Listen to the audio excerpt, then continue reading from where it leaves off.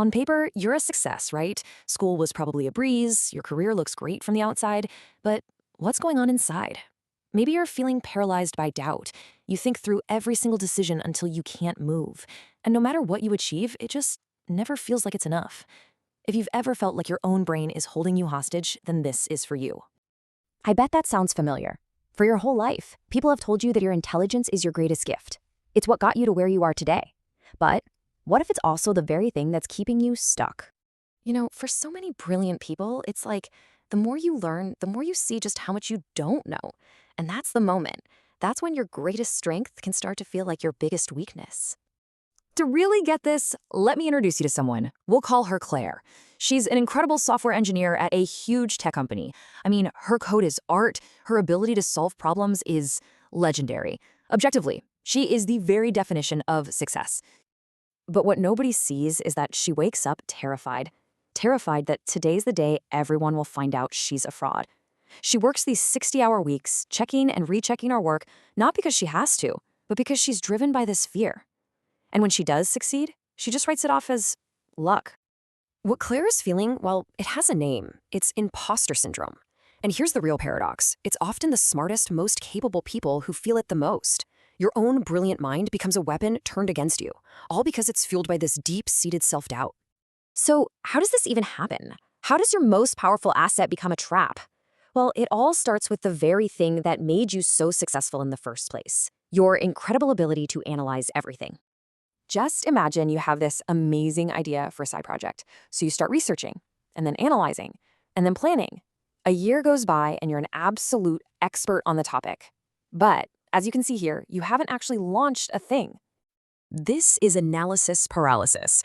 It's like a black hole for productivity. Your mind just gets caught in this endless loop of what ifs, constantly searching for some perfect level of certainty that, let's be honest, just doesn't exist. And while you're stuck there, somebody else is out in the world learning by doing. They're making progress. And that brings us to maybe the most destructive habit of them all, perfectionism. Now, I'm not talking about just having high standards. That's a good thing. I'm talking about what psychologists call maladaptive perfectionism.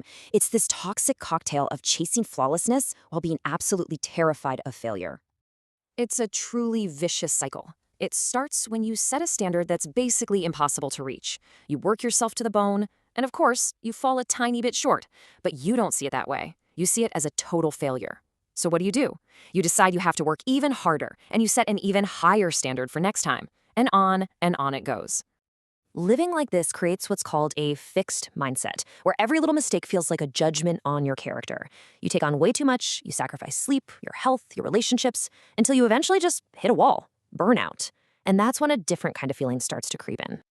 Here's the truth that most high achievers will never, ever admit out loud. You're lonely.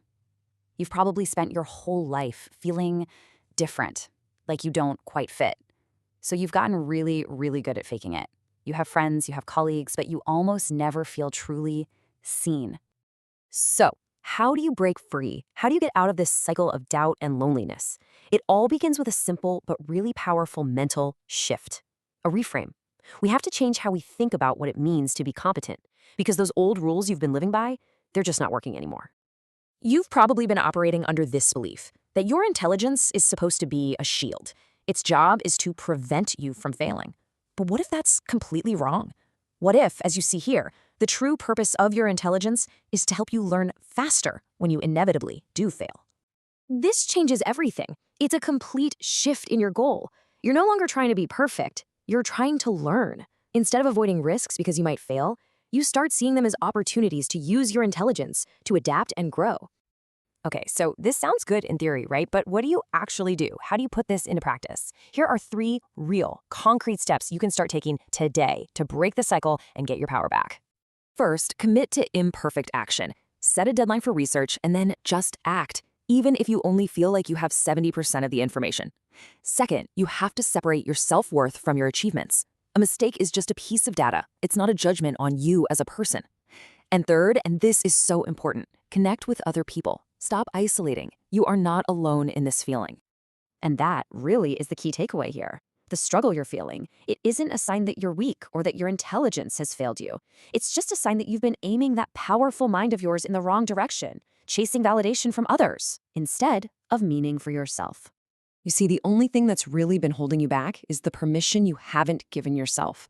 Permission to be imperfect, permission to fail, permission to learn. And the beautiful thing is, you can give yourself that permission, starting right now.